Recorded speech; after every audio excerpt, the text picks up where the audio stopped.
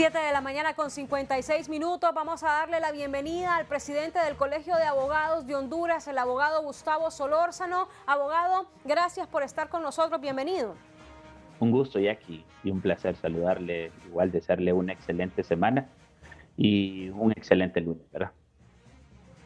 Bueno, el fin de semana se ha conocido que ya han citado a los 3 consejeros del Consejo Nacional Electoral por parte de las autoridades del Ministerio Público. ¿Qué reacción le merece a esta citatoria que le han hecho a los 3 consejeros del Consejo Nacional Electoral, viendo todo lo que está pasando en el tema político electoral y que ya el Ministerio Público ha extendido la citatoria que usted está observando en pantalla?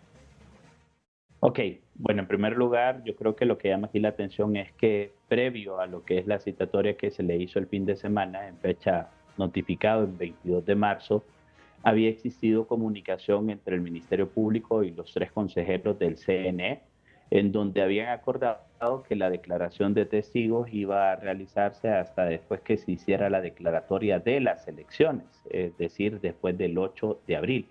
Y aquí lo que llama la atención es de que durante el fin de semana y derivado de todo lo que ha venido suscitándose durante la semana anterior, desde el miércoles 19 de marzo, con la denuncia que hace la consejera José López, después con los sucesos del día viernes en cuanto a la reunión, bueno, en cuanto al informe que se tenía que presentar por parte de Fuerzas Armadas ante el Pleno de Consejeros, luego surge esta reacción de parte de la Fiscalía, en donde se le cita en su condición de testigos, ¿verdad? Eso es muy importante aclararlo porque en la nota, por lo menos en la que yo leí, estaban citados, ahí lo dice también en su condición de testigos para que puedan brindar declaración de todo lo que ha ocurrido. Lo que sí llama la atención es ese elemento, de que ya ellos habían aceptado, incluso en una notificación de parte o en un oficio firmado por el fiscal general de la República, el abogado Joel Zelaya, en donde había aceptado que la rendición de la declaratoria de parte de los consejeros fuera hasta el 8 de abril. Entonces, se genera suspicacia y esto es lo que ha venido generándose. Hay un ambiente muy tenso ya aquí en toda la parte nacional, digámonos, en torno a lo que han sido las elecciones primarias. Y yo aquí quisiera hacer una reflexión porque todo está orientado en base a 2 instituciones, Consejo Nacional Electoral y Fuerzas Armadas. Y aquí volvemos a señalar de quién es la responsabilidad de todo lo que ocurrió el 9 de marzo de ambas instituciones. Y lo que estamos diciendo, lo que siempre se ha dicho, es que se tienen que deducir las responsabilidades a quienes se demuestre que participaron, que tuvieron culpa o en su caso incluso dolo. Y que en el caso de que hay actores intelectuales que planificaron todo esto desde fuera de Fuerzas Armadas, desde fuera del Consejo Nacional Electoral, el Ministerio Público también tiene que emprender las investigaciones. Pero aquí se ha polarizado tanto esta temática, en lugar de buscar soluciones, en lugar de realizar las investigaciones de manera objetiva, hay un grupo que se ha parcializado en favor de las Fuerzas Armadas, otro grupo en favor de los consejeros, y no debe de consistir en eso. Debe de consistir en realidad de encontrar quiénes son los responsables en ambas instituciones, ya que de manera armónica ambas instituciones tenían el deber de realizar todo el proceso en cuanto al transporte, custodia, vigilancia. Constitucionalmente le corresponde a las Fuerzas Armadas, pero logísticamente a quien le ha venido correspondiendo también es al Consejo Nacional Electoral, y que de esta manera se le puedan dar explicaciones a la población hondureña. Pero comenzamos a caer en una serie de juegos posteriores en donde hemos visto incluso divisiones al interno del Consejo Nacional Electoral,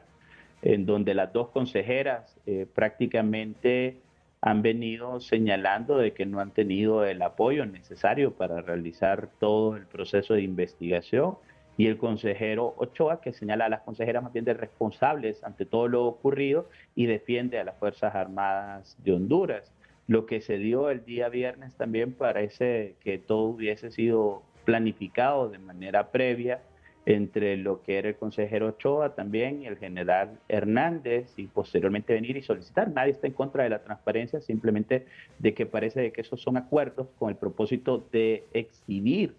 Y eso no es lo que busca o no es lo que se requiere de una institución como las Fuerzas Armadas y el Consejo Nacional Electoral. Y lo otro que me resulta más grave y que no quiero dejarlo de mencionar ya aquí es de que durante los últimos años pareciera de que quien llega al gobierno pelea ese apoyo de las Fuerzas Armadas y las Fuerzas Armadas en realidad están al servicio de la población hondureña, al servir una institución que ha tenido toda la confianza de la población y por eso es que siempre ha salido muy bien ubicada cuando se mide la confianza en las instituciones, Fuerzas Armadas, pero durante los últimos años, durante los últimos gobiernos, estoy hablando prácticamente de los últimos 20 años,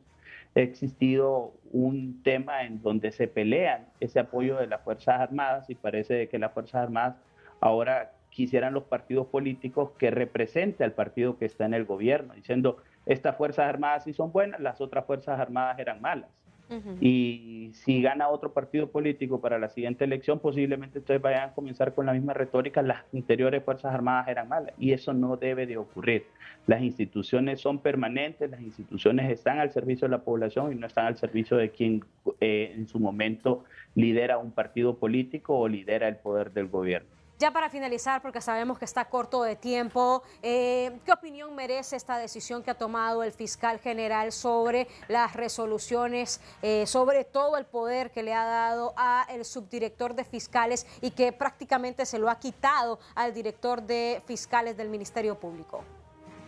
Lo voy a resumir así. Aquí yo he estado investigando sobre esa temática.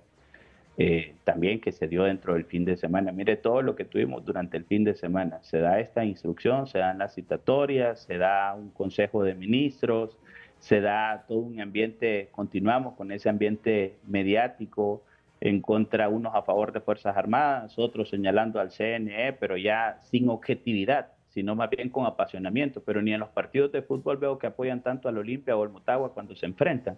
Y en cuanto a esta temática que usted me dice, fíjese que yo he estado investigando y lo que me dicen incluso algunos expertos, no es mi área, el derecho penal, de que todo esto lo que va a representar más bien es atrasos dentro del Ministerio Público.